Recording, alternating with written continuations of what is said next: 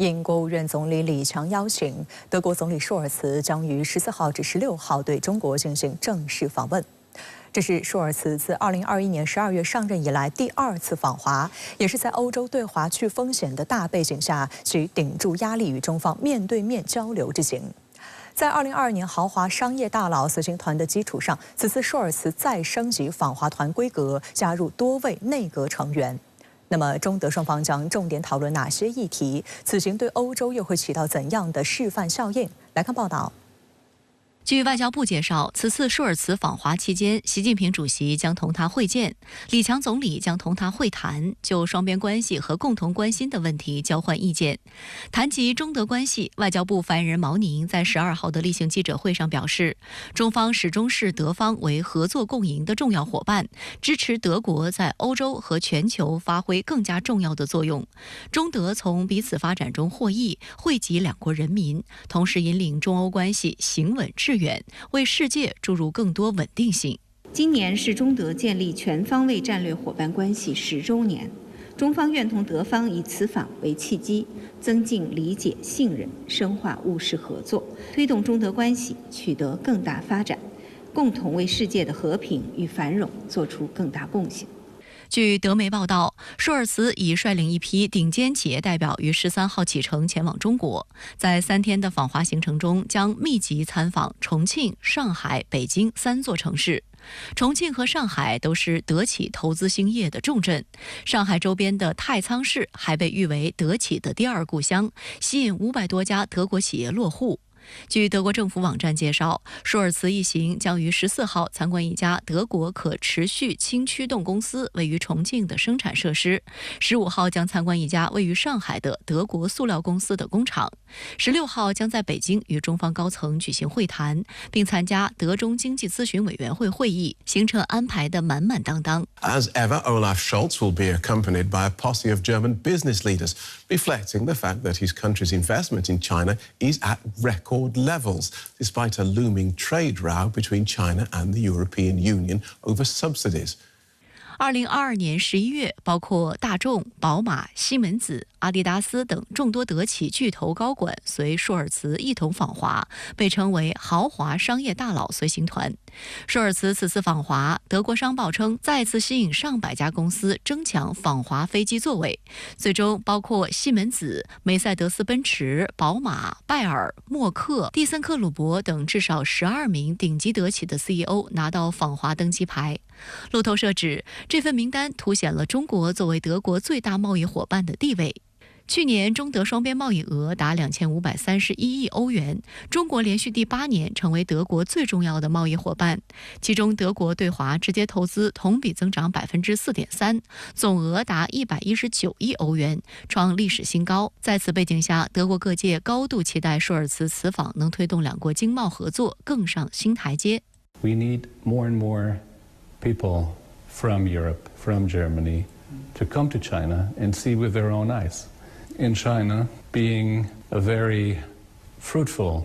and very promising market for German enterprises. Es ist nicht nur für den Markt interessant und wichtig, sondern es ist auch wichtig, da dort, wo die Autos gebaut und verkauft werden, wird auch die Technologie entwickelt. Hauptsächlich geht es darum, also neue Antriebstechniken, elektronisch verneckte Smart Car, dass man diese Technologien lernt vor Ort in China. Weltweit führend ist das in China und das nutzt dann beides. Zuversichtlich, gerade wenn ich mir jetzt die Kanzlerreise nach China angucke, kann es sein, dass es also doch in eine Richtung geht, die also dann auch diese Dinge schneller umsetzt. 深圳卫视注意到，除了商界代表，访问团中还有不少部长级官员，包括交通部长维辛、环境部长莱姆克、农业部长厄兹德米尔等多位朔尔茨政府内阁官员。德国法兰克福汇报认为，朔尔茨此行延续了其前任默克尔多次访华、深入知华的友华传统。在华盛顿、布鲁塞尔等联盟伙伴都敦促他对中国采取更强有力的态度的背景下，朔尔茨倾向于采取平衡之举，寻求与中国维持良好的经济关系。事实上，舒尔茨此访正值欧盟酝酿对中国电动汽车加征关税之际。所谓中国产能过剩的议题，近期也在欧洲引发讨论。观察指，舒尔茨在欧洲内部面临着不小的压力，但他在2年内2度访华，既有重要的政治意义，也出于务实的考量，凸显出两国在经济上的高度关联。Since that last visit, Germany has declared de-risking a cornerstone of its new China strategy, a mantra of the EU, which is talking tough on fairer trade. But German companies don't seem to be listening. Instead, they've been investing more in China than ever before, a record 11.9 billion euros in 2023 alone. 舒尔茨此次访华呢，也是去年德国政府发布首份中国战略以来呢，相信呢，此次呢，两国政府呢，就这个中国战略当中所谓的对华去风险，还有这个中德两国所谓的这个贸易不平衡、依赖不对称的问题，两国可能都会有进一步的沟通和交流。2022年11月4号，舒尔茨上任后首次对中国进行正式访问，成为疫情后首位访华的西方大国领导人。当时，舒尔茨在启程前与德国法兰克福汇报发表署名文章，强调不应与中国脱钩，要加强供应链韧性。当时多家媒体以"向东看"为题报道舒尔茨访华，称面向东方之旅并不是冒险，而是保险。在会见舒尔茨时，国家主席习近平当时就指出，政治互信破坏很容易，重建却很难，需要双方共同呵护。舒尔茨也表示，德方愿同中方就双方立场不一致的问题交换意见，增进了解和互信，努力稳定、巩固和发展德中关系。两人就俄乌冲突交换意见时，舒尔茨高度赞同中方有关共同反对使用或威胁使用核武器的说法。观察指，此次舒尔茨访华也将就俄乌冲突等问题与中国协调沟通。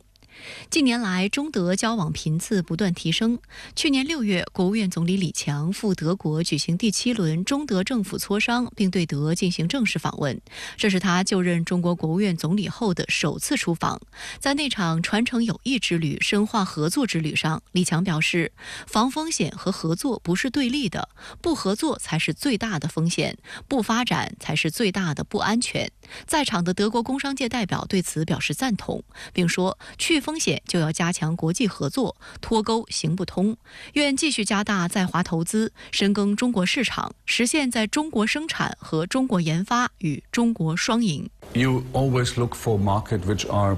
driving innovation, which are moving extremely fast, and China is a market. China is not only our largest market when it comes to industrial technologies.But it's also, meanwhile, one of the most innovative ones. 深圳卫视注意到，美西方近期频频炒作中国新能源产业存在所谓产能过剩，严重损害中国企业相关利益。中方在多个场合发声，并希望通过沟通和对话解决分歧。正在欧洲访问的中国商务部部长王文涛近日多次就产能过剩、补贴政策等不实指控表明中方立场。在出席在欧中资电动汽车企业圆桌会时，王文涛就直言，中国电动汽车企业依靠持续技术创新、完善的产供链体系和充分的市场竞争快速发展，不是依靠补贴取得竞争优势。美欧等关于产能过剩的指责毫无依据。观察指，中方不断积极行动，在多个场合以多种方式阐明中方立场，澄清谬误，推动互利共赢合作。我们也非常高度赞赏中国政府呢，既保持对外沟通的这个渠道畅通，保持呢通过对话解决分歧的这个态度，实际上也是非常有利于我们对欧对美解决经贸分歧的这个妥善解决分歧。有舆论注意到，进入4月，北京外交舞台尤其热闹。仅9号一天，北京就迎来了密克罗尼西亚联邦总统西米纳、越南国会主席王廷惠、新加坡副总理王瑞杰、俄罗斯外长拉夫罗夫、美国财长耶伦等多国政要。此外，美国国务卿布林肯也将在数周后访华。香港明报援引观察家指出，4月访华热，一方面源于中国务实包容的交往方式，另一方面，越来越多的国家认识到与中国交往的机遇大于所谓风险。德国总理舒尔茨将于14号开启对中国为期3天的正式访问，那对此您有何前瞻？主持人好，我能想到舒尔茨此行访问中国，核心无外乎是贸易议题。2023年，中国连续第8年成为德国最重要贸易伙伴，双边贸易额为2531亿欧元。我在之前的评论中说过，这个数字本身并不乐观，相较于2022年的2979亿欧元，有了超过15%的跌幅，但也不至于如某些观点所言，德国经济正在与中国渐行渐远，否则舒尔茨就不会来，对吧？事实上，早在今年2月，舒尔茨就开始筹备他的2次中国行了，而且还放出风，要带着一个横跨德国传统优势产业的商业代表团。舒尔茨明显是想为两国经济的双向奔赴再努把力。话虽如此，我不认为当前的中德贸易没有挑战。这个挑战就是德国也许还是当年的那个制造业强国，但中国早已不是当年的中国了。随着科技进步和产业升级，中国企业正在超越简单的加工组装，走向附加值更高的产业链上游。中德因此在先进制造业的市场份额上存在越来越直接也越来越激烈的竞争。比如说2023年9月的慕尼黑车展，中国车企抱团出海，结结实实地震撼了将汽车作为支柱产业的德国。今年2月，满载比亚迪电动车的运输船探索者1号停靠不来梅，再一次让德国人直观感受到两国间贸易往来的结构性变化。不只是电动车，而反映在国际贸易的总出口占比上，就是中国从2000年的不到4%一路增长到2022年占全球出口的14%，而德国的长期保持在10%左右，直到2022年掉到8%以下。随着2025年德国大选临近，这些都不再仅仅是贸易问题，而或多或少转化为具体的政治压力。舒尔茨需要通过他的中国之行，向德国社会证明，我能为德国企业和德国经济的未来赢得一个更好的安排。那在您看来，中德经济是零和博弈的关系吗？这是个很有趣的问题。2023年，德国出口陷入疲软，持续至今。2024年，德国经济预期一路走低至0.1%。美国政治新闻网在一篇题为《德国的舒尔茨为何向中国龙低头》的文章中，将德国自2023年以来的出口疲软归结为中国企业的崛起，认为中国不再依赖德国产品，导致了德国的经济困境。这一观点既傲慢又荒谬，它本质是在要求中国以自身的经济增长为代价，去延续德国乃至整个西方世界的既得利益。认为中国只能处于全球产业链的下游，以自身的劳动力密集和资源密集型的方式来承载西方社会的繁荣与富足。如果要讲个公平正义的话，中德贸易结构的调整才符合公义。所以回答你的问题，中德经济是不是零和博弈关系，取决于德国如何看待中国的产业发展，如何看待中国的制造业进步。好在德国人有相对务实的一面，我们一方面看到欧盟提出了所谓去风险化的论调，欧洲的媒体会渲染所谓中国经济威胁论；另一方面，舒尔茨此行出发前也对媒体表示，德国的经济模式并非基于或是依赖保护主义，而是来自于德国产品的吸引力，可谓是对中德间贯彻真正意义上的经济合作发出了非常积极的信号。此外，根据安联贸易的报告，对德国大型企业而言，中国依旧是有吸引力的投资目的地。数据显示，2010年到2022年期间，德国对华直接投资增长了5倍。某种意义上，德国人的这种务实也无关乎他们的觉悟，这是一种对于客观事实的基本正确反应。因为中国事实上已经成为德国企业的国际业务支柱。德国基尔世界经济研究所所长舒拉利克也曾强调，与中国的贸易给德国带来了繁荣，而这在短期内几乎是不可替代的。这种不可替代性在当前德国低迷的经济现状之下，或许会更加凸显。但这种凸显不是为了让德国人去思考所谓两国经济的零和博弈关系，而是要去反思，在中国制造业升级的同时，德国该如何同步适应中国市场的变化，去进行产业的结构调整，从而与中国共同做大蛋糕，实现共赢，而非所谓的零和。4月13号，率中国党政代表团对朝鲜进行正式友好访问的中共中央政治局常委、全国人大常委会委员长赵乐际，在平壤会见朝鲜劳动党总书记、国务委员长金正恩。此前，赵乐际与朝鲜劳动党中央政治局常委、最高人民会议常任委员会委员长崔龙海举行会谈，双方就加深两国高级别交流达成了共识。在与金正恩会见时，赵乐际首先转达习近平总书记对金正恩的亲切问候和良好祝愿。赵乐际表示，受习近平总书记和中共中央委派，我此次率中国党政代表团对朝鲜进行正式友好访问，并出席中朝友好年开幕式活动，受到朝鲜党和政府的热情接待。今年是中朝建交75周年，我们一起走过的是睦邻友好、并肩战斗、命运与共、共同发展的75年。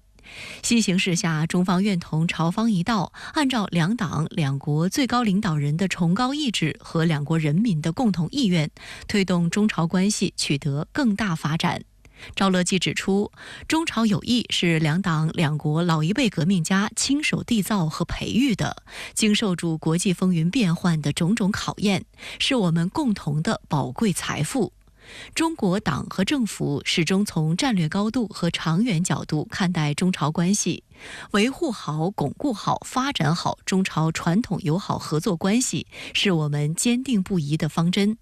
中方愿同朝方一道，在两党两国最高领导人战略引领下，推动双边务实互利合作取得新的成果，继续相互有力支持，维护双方共同利益。中方愿同朝方密切协调配合，共同办好中朝友好年各项活动。金正恩请赵乐际转达对习近平总书记的诚挚问候和良好祝愿。金正恩表示，受习近平总书记和中共中央委派，中国党政代表团此次访问朝鲜并出席朝中友好年开幕式活动，充分体现了习近平总书记对发展朝中关系的友好情谊，有力彰显了朝中关系根基深厚、牢不可破。金正恩热烈祝贺在习近平总书记和中国共产党坚强领导下，中国社会主义事业取得的发展成就，强调朝中关系具有深厚历史传统，历经风风雨雨，世世代代传承，巩固和发展朝中传统友好合作关系是朝鲜党和政府坚定不移的方针。两国关系正按照新时代的要求，不断发展到新的更高阶段。今年是朝中建交75周年，即朝中友好年。朝方愿同中方加强各领域合作和治国理政经验交流，深化传统友谊，谱写朝中关系新篇章。我觉得两国关系的发展对于地区的和平与稳定至关重要。在当前，我们说东北亚地区出现冷战格局和阵营对抗的这样一个大背景下，我觉得中朝会共同维护地区的和平稳定。尤其我觉得两国会进一步加强战略沟通。在为期3天的对朝访问中，赵乐际还与朝鲜劳动党中央政治局常委、最高人民会议常任委员会委员长崔龙海举行会谈，就加深两国高级别交流达成了共识。双方见证签署了中朝互免外交公务签证、经典著作互译出版、海关检疫、广播电视、邮政快递等领域相关合作文件，并共同出席朝方为中国党政代表团举行的欢迎宴会。12号上午，赵乐际向中朝友谊塔敬献花篮，缅怀中国人民志愿军英烈的丰功伟绩。下午，赵乐际同崔龙海在东平壤大剧院共同出席中朝友好年开幕式，并分别致辞。13号下午，代表团离开平壤时，崔龙海到机场送行。就在5天前，中国外交部网站、朝中社都发布了中朝双方设计制作的中朝友好年纪念标识，标识整体为圆形，标识顶部圆环由中朝两国国旗组成，形成桥梁形状，象征中朝传统友好和民心相通。标识中部为红色75字样，使用中朝文标注中朝友好年。标识底部由北京天坛祈年殿和平壤凯旋门艺术画图案组成。据外交部发布的消息，中朝友好年纪念标识可用于双方商定的各项友好年活动以及协商确定的其他场合。国际舆论高度关注赵乐际访朝。新加坡联合早报称，这是5年来中朝最高层级的接触。美联社的报道提到，中朝高层除了讨论如何增进政治、经济和文化等各个领域的交流与合作，还就共同关心的地区和国际问题交换了意见。当前朝鲜半岛局势仍然紧绷，美国等国却不遗余力在联合国等场合推进对朝无理制裁。11号，联合国大会召开会议，讨论俄罗斯在3月动用否决权反对安理会通过一份涉朝决议。俄罗斯常驻联合国代表聂边贾表示，美国组建联盟对朝鲜施加前所未有的压力，让半岛局势持续恶化。中国常驻联合国副代表耿爽表示，中方始终认为制裁不能够一成不变，不应该不设置期限。对朝鲜的制裁已经给朝鲜民生局势带来严重负面影响。中国在安理会共提半岛问题决议草案的初衷，就是激活可逆条款，调整人道民生领域的对朝制裁措施，以人道问题为切入口，为增进各方的互信，推动恢复对话创造条件。朝鲜方面则批评美国称，安理会对朝鲜的制裁是美国践踏朝鲜主权、发展权、生存权的敌对政策产物。Sanction resolution of UN Security Council, a product of the heinous hostile policy of the United States that trample underfoot DPRK's sovereignty, right to development and existence. As such, they are reject of the history that should have never made its appearance in the world. 美日菲领导人会议后，菲律宾总统马科斯继续在美行程，并在五角大楼与美国防长奥斯汀会晤。奥斯汀表示，美国和菲律宾的联盟较过往更强大。而在当天，美菲还罕见举行部长级的3+3会议，双方重申共同防务承诺，持续就南海问题进行炒作。菲律宾总统马克思当地时间12号在与美防长奥斯汀的会面中表示，访问美国国防部再次确定美国和菲律宾面对共同的威胁和挑战下两国关系的力量。奥斯汀则延续总统拜登此前一天在美日菲领导人会议讲话的论调，指美国防卫菲律宾的承诺坚如磐石。稍早前，菲律宾外长马纳罗、防长特奥多罗及国家安全顾问阿尼奥还前往美国国务院，与美国国务卿布林肯、防长奥斯汀以及总统国家安全事务助理沙利文举行少见的3+3会谈。布林肯指，这次会议显示两国日益加深合作，应付广泛问题，以及致力维护印太海域，包括南海的所谓自由开放。奥斯汀则表示，美国和菲律宾的联盟较过往更强大。We very much welcome this opportunity to pursue that cooperation, collaboration, and of course we stand with the Philippines in our ironclad defense commitments. And our commitment, as Secretary of State said just a couple of seconds ago, our commitment to our mutual defense treaty with the Philippines remains ironclad.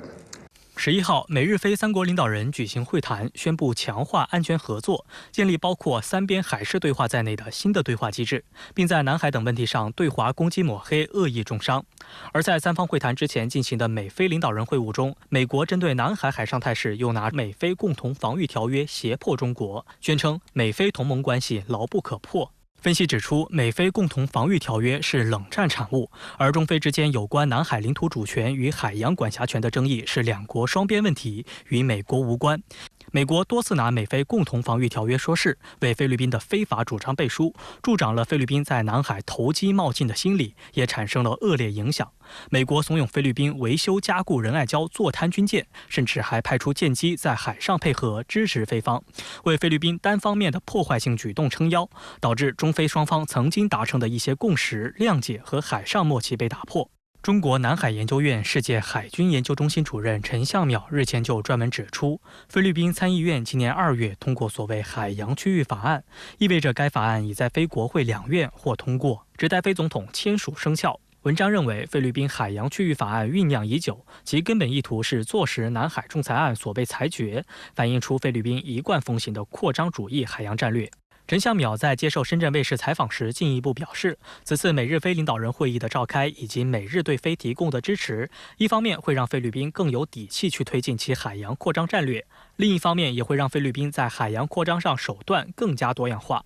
包括与美日等域外国家进行所谓联合巡航、联合资源开发等。与此同时，很重要一点是美日菲三方的这个相关的声明，以及美日两国对菲律宾的合作，也让菲律宾在国际社会上似乎拥有了更多对它海洋扩张战略支持的盟友。当然，这是个假象。我觉得菲律宾如果说这个错判形势，或者说美国跟日本给菲律宾传递错误的信号，也会使得那么我们说这个菲律宾海上这种扩张战略，这个给地区带来的这种安全形势的影响会更加的凸显。值得警惕的是，越来越多的小多边安全机制进入南海，甚至是直接针对南海，其带来的泛安全化影响不仅会挤压中国与有关当事国通过直接谈判磋商解决争议，中国与东盟国家共同维护南海和平稳定的政治空间，也会冲击冷战结束以来南海持续了30多年的和平稳定局面，并导致海上局势更加复杂难解。而在美日菲小多边中，不仅有美国基于美菲共同防御条约的安全承诺，还有美日提供军事安全能力建设的援助，但最终冲锋陷阵的一定是菲律宾，进而很可能将地区国家也拉入安全冲突风险中。陈向淼认为，菲律宾从美日菲合作中得到的利，从长远看要远远小于受到的害。首先，菲律宾是以牺牲中菲关系为代价的，这当中包括经贸、投资乃至人文领域的合作，以及海上争议的管控。其次，菲律宾此举也将自绝于东盟的安全框架，因为菲律宾加入美国主导的小多边会挑战东盟对地区局势的主导地位，让自己成为东盟政治安全一体化的破坏者。菲律宾今天似乎得到了，但未来的话，它更多的是卷入到了大国的竞争，它有可能甚至于说很大程度上，如果按照目前的这种路线走下去的话，它可能会成为大国竞争的牺牲品。也就是说，它作为地缘政治里面很重要的一环，第一岛链的重要一环，那么有可能卷入到大国的军事对抗，成为大国军事对抗的一个前沿阵地，成为大国军事对抗的一个炮灰，甚至于威胁到菲律宾本身国内政治的稳定的问题。事实上，美国不仅试图在海上搞一个美日菲三边小阵营，还试图在经贸领域搞一个三边小阵营。美日菲领导人在11号的会议中讨论了经济领域合作，表明美日支援菲律宾的同时，要构建不过分依赖中国的多样化供应链。马克思12号在美国出席一场新闻发布会时对此表示，他认为这对中国在菲投资不会有影响。而他在访美前的8号接受采访时还称，菲方将在各层级与中方保持对话，避免南海局势升温。对此，中国驻菲律宾使馆发言人13号表示，中方一贯致力于通过对话协商与菲方妥善管控南海分歧，并为此做出不懈努力。如果菲方真正想通过对话沟通缓和仁爱礁局势，关键是要重信守诺、遵守共识、停止挑衅。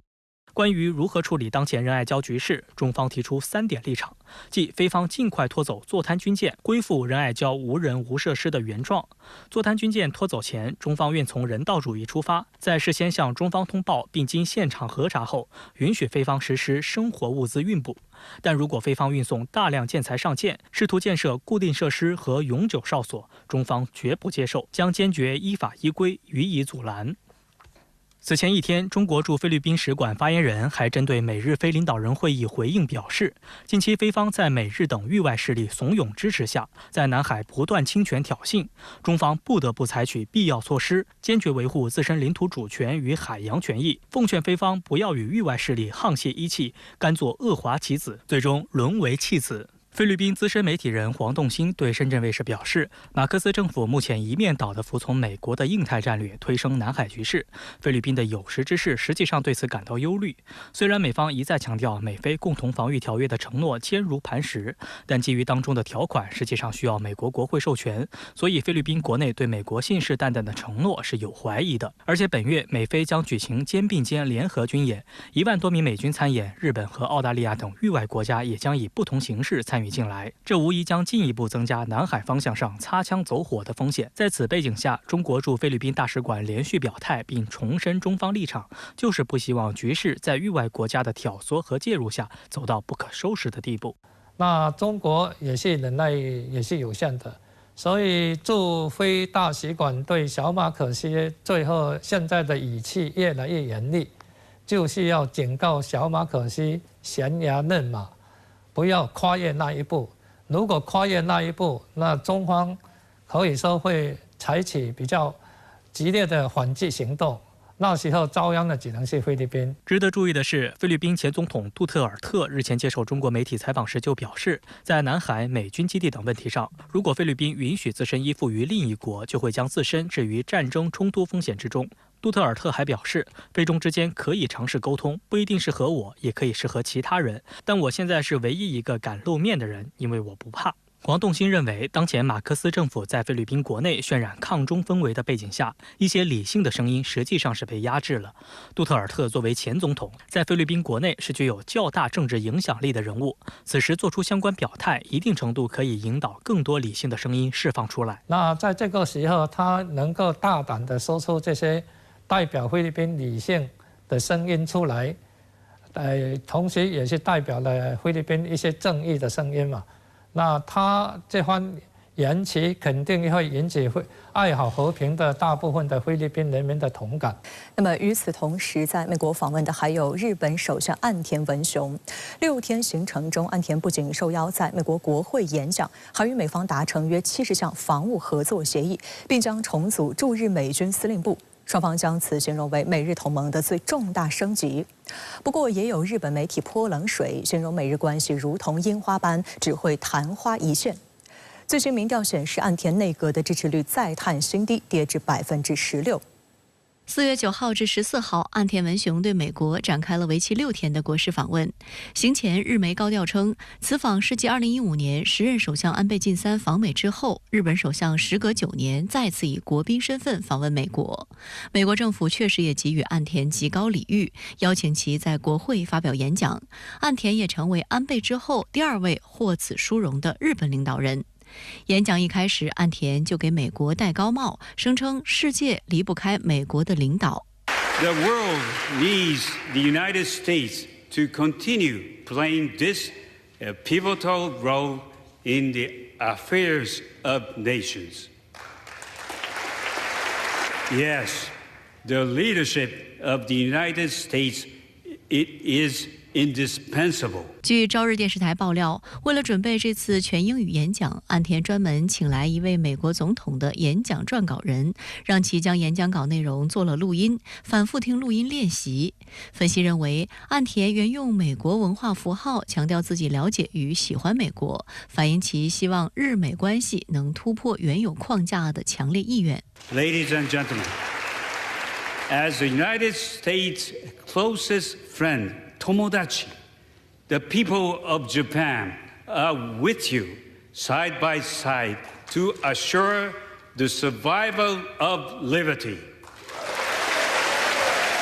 访问期间，岸田同拜登举行约2个小时的会晤，并发表联合声明，敲定大约70项防务合作协议，涵盖了共同开发导弹、载人登月、人工智能等多个领域。此外，还包括重组驻日美军司令部，这被外界解读为两国自1960年签署安保同盟条约以来最大规模一次升级。根据美日安保条约第6条的规定，美国可以在日本驻留军队。目前，驻日美军是美国海外驻军中规模最大的部队，由陆军第1军、海军第7舰队、空军第5航空队以及第3陆战远征军组成。这些兵力分布在88个军事基地中，可满足美军在战时、和平时不同方面的功能需求。驻日美军司令部是名义上驻日美军的最高指挥机构，设在东京都西部的横田空军基地，司令由美国空军第5航空队司令兼任。由于驻日美军隶属于位于夏威夷的美国印太司令部，其部队调动和部署均由后者负责，因此驻日美军司令部在监督日美联合训练和运用日美安保条约等方面受到较大限制，在未来地区冲突和战争中作用有限。美军一直希望通过对其进行重组来改变这个现状。就美军升级驻日作战指挥部，美国总统国家安全事务助理沙利文在白宫接受日本媒体专访时表示，这表明美日同盟达到前所未有的高度，两国将在安全以及关键和新兴技术方面开展更多合作。We are prepared, as Japan is, to take a step forward in enhancing our operational command in Japan and in making sure that we are integrating our operational command with Japan's, because we have to be able to work jointly in a world of dynamic threats and challenges, in a region of dynamic threats and challenges, and we're prepared to do that. 截至目前，美日官方还没有对外宣布驻日美军司令部的重组方案。但根据相关媒体公开报道，在本次重组后，美国印太司令部会将部分作战指挥权下放到驻日美军司令部。未来，除了第7舰队及驻日海军陆战队等指挥权继续归印太司令部外，其他部队的调动和使用均可由驻日美军司令部直接实施。日本共同社指，美方考虑将制定联合训练计划的功能、作战部队的有限指挥权赋予驻日美军，以便在有事时更灵活地发挥作用。第一呢，就是指挥层级的提高，以及美国对日本军事行动的指挥权的扩大，对美国来说这都是突破。第二，我们看到的一个是更加危险的倾向，就是双方在导弹方面达成协议，具体细节我们还不清楚，但是从一些新闻报道来看，美日可能共同开发，并且在日本本土部署中程导弹。分析人士指出，岸田此次高调访美，不仅要加强日美军事合作，进一步为日本军事松绑，还要与美国一道拉拢部分亚太国家搞小圈子，意在制造紧张对抗，谋取战略利益，势必破坏地区和平稳定。美日在台湾问题上的立场的日趋一致，这为东亚地区或者说为西太平洋地区的动荡提供了一个种子。未来我们将面对更多的战略风险。对中国来说，我们对西太地区出现不稳定局面要有更紧迫的这种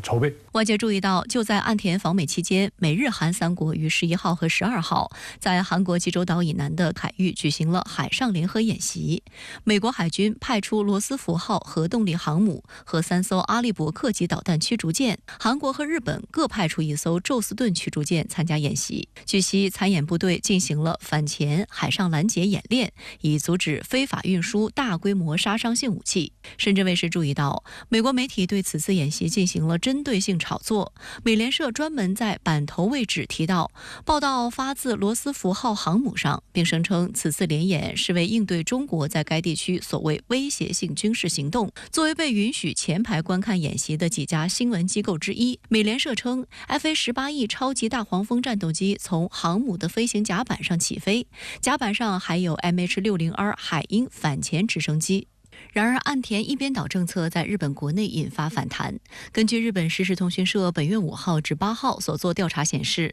岸田内阁支持率比上月下滑 1.4个百分点，仅剩 16.6%。这也是执政党自由民主党2012年12月重新上台以来历届内阁支持率的最低值。支持率低于 30% 就被日本舆论称为危险水域，跌破 20% 则被视为陷入下台水域。岸田内阁支持率去年年底以来持续在 20% 以下徘徊。由于今年是美国建国250周年，岸田在访问期间还专门向美赠送250棵新樱花树。1912年，日本曾向美国送赠3000多棵樱花树，成为华盛顿特区的标志性景观之一。不过，近年来由于潮汐湖防波堤老化，部分种植于此的樱花树树根被咸水侵蚀，日方于是主动提出赠送树苗。岸田文雄到华盛顿潮汐湖出席赠树仪式时称，作为日美两国紧密联系的象征，希望樱花永远绽放。此举也遭到日本舆论的批评，认为岸田是在向美国献媚。日本广播协会的报道甚至用樱花讽刺日美关系，看似美丽，但不会永远绽放。But the road ahead for both leaders is far from certain. A recent NHK opinion poll shows the approval rate for Kishida's cabinet has dropped to 23%. Down 2 points from last month, and the disapproval rate rose by 1 point to 58%. Meanwhile, Biden faces a tough re-election fight in November. People in both Japan and the US know well that cherry blossoms don't stay in bloom for long. Some may be wondering if the current state of the bilateral relationship proves to be just as fleeting. 英国外交大臣卡梅伦近日访问美国，主要的议程是说服美国援乌。然而，此行他并没有见到将掌握美国援乌草案生杀大权的美国会众议长约翰逊，反而是专程绕远道与美国前总统特朗普碰面。那么，这样的安排传递出何种信号？与此同时，欧洲国家近来也动作频频，约20多名德国陆军士兵抵达立陶宛，为德军2战后建立的首个海外基地做准备。继法国总统马克龙的派兵说后，欧洲国家相关动作又意味着什么？来看分析。4月8号，英国外交大臣卡梅伦抵美开启访问行程，这是半年来他第2次访美。外界注意到，在前往华盛顿会见美国国务卿布林肯前，卡梅伦特意绕道去了一趟佛罗里达州，拜访了正在竞选美国总统的特朗普。卡梅伦也成为2021年特朗普离开白宫后首个与他会面的英国政府高级官员。卡梅伦没有透露谈话的具体内容，仅表示他们讨论了包括北约的未来在内的一系列重要的地缘政治问题。而根据特朗普竞选团队的声明，双方讨论的议题包括即将到来的美国和英国选举、英国脱欧的具体政治问题、北约国家满足其国防开支需求的必要性，以及俄乌冲突。卡梅伦则表示，将会继续向美国国会议员呼吁通过援助乌克兰的预算。对于卡梅伦首先面见特朗普一事，英方的回应耐人寻味。一名政府发言人表示，作为例行国际接触的一部分，英国政府部长与伙伴国家的反对派领导人接触是一种标准做法。白宫方面则不予置评。A policy question, not a political question. With Cameron at Mar-a-Lago, is this something that the administration knew about in advance? And is it helpful to have the former president potentially weighing in more on Ukraine and meeting with foreign leaders? So I'll take the first of that as a factual question. Yes, we knew about it in advance, and beyond that, I'm not going to comment on it. Yeah. 按照卡梅伦的说法，敦促美国尽快通过援乌拨款是他此行的重头戏。在与美国国务卿布林肯会晤后，卡梅伦在联合记者会上继续劝说美方批准对乌军援，称他相信这一决定符合美方的利益。I come here with no intention to lecture anybody or tell anybody what to do or get in the way of the process of politics and other things in the United States. We face a huge threat from an aggressive Putin taking other countries' territory by force, and it is so important that we stick together. 有观察认为，卡梅伦此行尽显其内心焦虑。一段时间以来，英国政府在援乌问题上态度积极。今年1月还宣布，在2024至2025财年向乌克兰提供25亿英镑的军事援助计划。然而，作为英国的盟友，美国近期却在这一问题上步调不一致。当前，一份价值600亿美元的援乌法案正卡在美国国会，症结正是特朗普以及他控制的共和党议员们反对。特朗普还曾承诺，如果胜选，将削减针对乌克兰援助的开支。他曾表示，更愿意推动基辅与莫斯科进行谈判。但英国卫报不留情面地披露，卡梅伦在援乌问题上对特朗普的游说似乎失败了。报道提到，卡梅伦此行不仅没能得到美国会众议长约翰逊的接见，他既希望能让特朗普释放出让美国国会改变路线的想法，也告吹援助是这个未来整个这个美国对乌克兰政策的非常重要的一部分那么如果这样一个问题不能达成一致的话因为我们知道特朗普现在是带来很大的一个变数的嘛，那如果在这个方面英美不能达成一致的话，那么对乌克兰的未来的整个的这个战局的这个走向就会产生非常大的影响。那么这一次虽然他没有见到这个约翰逊，但是也见到了很多这个我们说保守派的共和党这边的这个资深的议员，某种程度来讲也进行了一个交流就是在这个问题上多少还是达到了一定的沟通的目的的。值得注意的是，俄乌冲突进入第3年，欧洲一直身处该冲突的漩涡中。外界注意到，欧洲从最初针对俄罗斯的震惊和愤怒，到中间不遗余力地支持乌克兰，再到如今应对乏力，走到需进行策略乃至战略调整的关键阶段。此前，法国总统马克龙曾表示，不排除向乌克兰派兵的说法引发国际舆论震荡，欧洲国家纷纷出来灭火，避免局势升级。然而，最近有媒体发现，德国似乎已经深度介入俄乌冲突。去年就有欧洲媒体率先爆出，德国正在立陶宛建立一个军事基地，旨在阻止俄罗斯进一步侵略其邻国。这也是德军2战后建立的首个海外基地。该基地将于2027年全面投入使用，驻扎约4800名军人和200名文职人员。相关的协议早在去年6月就由德国防长在访问立陶宛时提出，随后两国火速布局。同年11月，德国国防部就发布声明，证实将向立陶宛增派2个作战营。到年底，两国防长在立陶宛首都签署驻军路线图。欧洲媒体报道，约20名德国陆军士兵8号抵达立陶宛，为今年晚些时候另外150名士兵进驻打好基础。德国国防部长皮斯托里乌斯表示，驻军计划将有助于强化北约防务。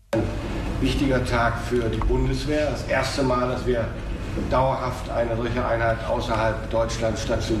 beginnen zu stationieren. 报道称，德军将基地分2处建立，一处位于立陶宛首都郊外，另一处位于立陶宛第2大城市考纳斯郊外。除了军事演习区外，还设有士兵及家属住房、学校和体育设施。作为北约成员国，立陶宛在地理上与俄罗斯的飞地、乌克兰和白俄罗斯接壤，受俄乌冲突波及风险高。此前，德国联邦国防军已经在立陶宛部署数百名士兵，驻扎了6年时间，并领导着立陶宛境内一支1600人的北约部队，其中有大约780名士兵来自德国联邦国防军。俄总统新闻秘书佩斯科夫在回应这一部署时就表示，德国在立陶宛的军事存在将使紧张局势升级。德国的这样的一种行为，其实我们可以理解为，既可以理解为在北约内部因为立陶宛和德国都是北约的成员国他们一种这个协同的这样的一种行为吧。那么还可以理解为是欧洲要在防务这个问题上能更加自主的这样的一种表现。我们看到，为了推动美国军援乌克兰，英国外相卡梅伦亲自前往美国做说客会见特朗普，但却吃了众议院议长约翰逊的闭门羹。那对此您怎么看呢？其实毫无疑问，美国的援乌法案就是卡在特朗普手上，而特朗普跟约翰逊又是穿同一条裤子的，甚至约翰逊就是被特朗普在幕后用一根看不见的绳索操纵的木偶。因此无论是这次拒见卡梅伦，还是不久前将600多亿美元援乌案跟修建边境墙以阻止非法移民问题打包起来表决，以及现在提议要用被冻结的俄罗斯美元资产来军援乌克兰，都只不过是约翰逊使用的政治手腕，其目的是要将原本简单的事情进一步复杂化，让军援法案最终通不过。约翰逊认为，只有这样做，才能将特朗普再度护送进白宫。因为第一，俄乌军事战场跟美国国内总统大选的政治战场其实是高度联动、一荣俱荣、一损俱损的。乌克兰收到了拜登政府给的600亿美元军援，就可以在美国总统大选前打一个军事上的翻身仗，从而为拜登的选情来冲洗。第二，非法移民以及由此衍生的边境墙问题，是拜登在过去几年执政中的一个大败笔。把这个问题跟军援乌克兰问题捆绑，让其双双通不过，就可以让拜登在选权一直背着这个沉重的政治包袱。从中我们也可以再度看出，特朗普的确是一个非典型性的政治人物。为了自己的私利与个人恩怨，他是既不惜捆绑共和党，也不惜捆绑整个美国的。当然了，这种极其过分的操作，最终会不会引起民意的反噬，导致特朗普丢掉总统大选，共和党丢掉国会选举，还有待于观察。那特朗普及其操纵的众议院议长约翰逊为什么敢于拦住援乌法案？他们的底气又来自哪里呢？我觉得底气就来自于，虽然特朗普与约翰逊的所作所为引起了民主党支持者的强烈反感，以及引起了美国盟友的普遍愤怒，但是特朗普仍能获得了40%左右基本盘的坚定支持，其总体民意支持率甚至还超过了拜登。而这背后的原因在于，美国这次军援乌克兰之所以卡壳，涉及到的不仅仅是民主与共和两党特朗普与拜登的权力之争，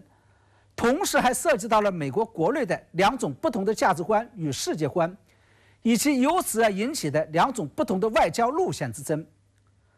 其中一条就是由民主党所代表的主张美国承担世界责任，甚至是充当世界警察的左翼路线，另外一条就是由共和党为代表的主张美国应该利用其东临大西洋、西临太平洋的独特地理位置，来独善其身的右翼路线。这两种价值与路线之争，实际上贯穿了美国200多年的建国史。实事求是来说，在过去250多年的历史当中，由民主党主张的左翼路线在美国是占据主导地位的。这就是美国最终能够参与2次世界上的热战，带领西方阵营打赢东西方冷战，以及构建出了一套由美国所主导的世界秩序的根源。但与此同时，共和党主张的独善其身的右翼路线也始终存在，其典型表现就是19世纪时在美国一度甚嚣尘上的门罗主义，也就是欧美各自自扫门前雪，不干涉对方的1亩3分地。而在美国企图通过反恐战争对中东世界进行民主化改造并不成功之后，这些年来由共和党倡导的右翼路线又开始强势抬头，其典型表现就是7年前的特朗普当选，以及现在特朗普的卷土重来。那由共和党，尤其是特朗普为代表右翼路线卷土重来，又会对美国所主导的世界秩序带来哪些冲击呢？其实这些年来，拜登政府一直在指责中国破坏了由美国所主导的所谓以规则为基础的世界秩序，但是现在看来，这确实是冤枉中国了。真正动摇美国所主导世界秩序根基的，恰恰是美国自身，是因为美国国内2种价值观与世界观、2种外交路线的恶斗，或者说得更直白一些，是因为以特朗普为代表的极右保守势力的卷土重来。毫无疑问，正在进行中的俄乌战事已经使得当今的国际秩序遭受了自2战以来罕见的冲击。因为当今国际秩序的基石就是联合国宪章，联合国宪章的核心就是确立了国家主权神圣不可侵犯的原则。一旦这个原则被动摇了，现成国际秩序极有可能就会土崩瓦解，人类就极有可能会回到2战前的丛林规则状态。这就是在俄乌战事爆发之后，中国始终坚定地捍卫联合国宪章的原因。除此之外，还有一个现实是我们不得不承认的，那就是过去70多年以来，美国之所以能够维护其所主导的国际秩序，主要依靠的就是美欧同盟关系，尤其是美欧的军事同盟组织北约。而在俄乌战事刚刚爆发的头2年，美欧同盟关系以及北约这个组织是在一定程度上得到了强化的。但是这次共和党控制的众议院人为搁置军援乌克兰法案，却极有可能让美欧之间的互信基础遭到动摇，导致美欧同盟关系的割袍断义，甚至是导致美国所主导世界秩序的雪崩。在美国现阶段无法军援乌克兰的情况下，接下来俄乌战事与欧洲局势有可能会出现2个极端化的结果。一个是欧洲被迫接受乌克兰战败并向俄罗斯投降的现实，二是欧洲国家加码军援，帮助乌克兰打赢这场战事，或者至少是不输。从此欧洲彻底就告别了美国在政治和军事上实现了真正上的独立自主。从中我们可以看出，无论最终出现了哪种结果，都意味着美欧的分道扬镳，甚至是北约的解体。